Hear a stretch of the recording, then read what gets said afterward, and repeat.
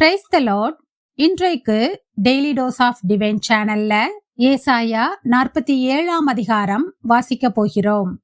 Babylon தனது பெருமை மற்றும் அகந்தையால் கீழே தாழ்த்தப்படும் என்று தேவன் அறிவிக்கிறார்.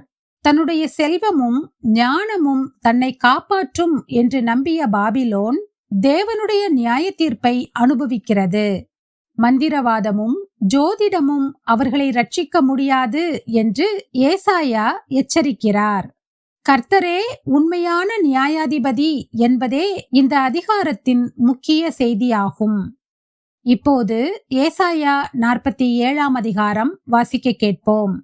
கர்த்தாவே, உம்முடைய வேதத்திலுள்ள அதிசயங்களை பார்க்கும்படிக்கு எங்கள் இருதயத்தின் கண்களை திறந்தருளும் சுவாமி.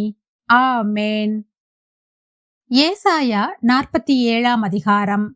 பாபிலோன் குமாரத்தியாகிய கன்னிகையே, நீ இறங்கி மண்ணிலே உட்காரு.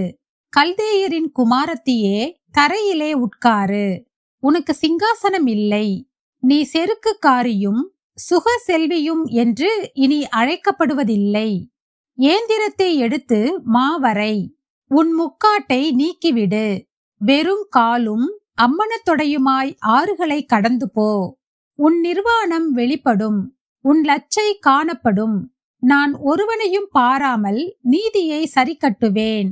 எங்கள் மீட்பருடைய நாமம் இஸ்ரவேலின் பரிசுத்தராகிய சேனைகளுடைய கர்த்தர் என்பது.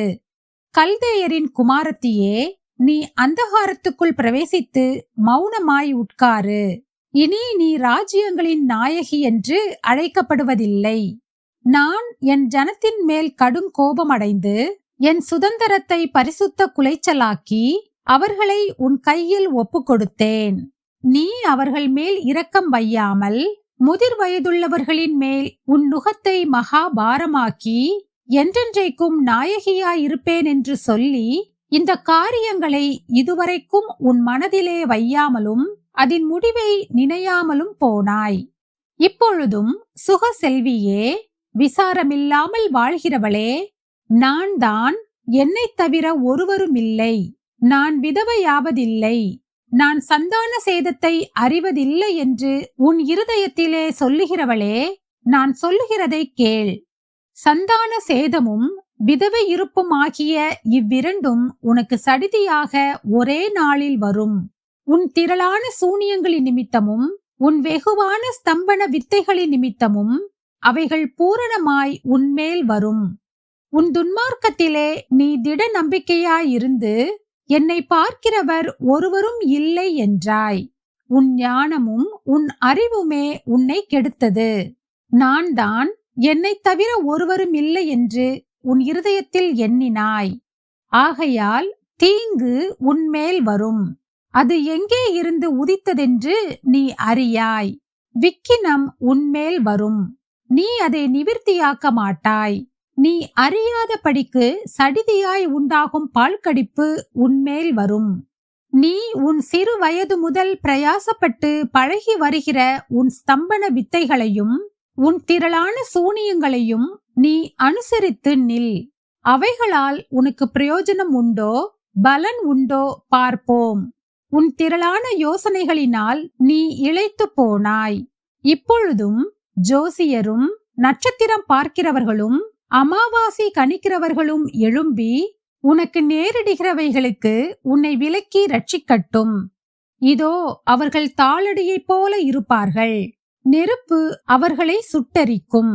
அவர்கள் தங்கள் பிராணனை அக்கினி ஜுவாலையினின்று விடுவிப்பதில்லை. அது குளிர்காயத்தக்க தழலும் அல்ல, எதிரே உட்காரத்தக்க அடுப்பும் அல்ல.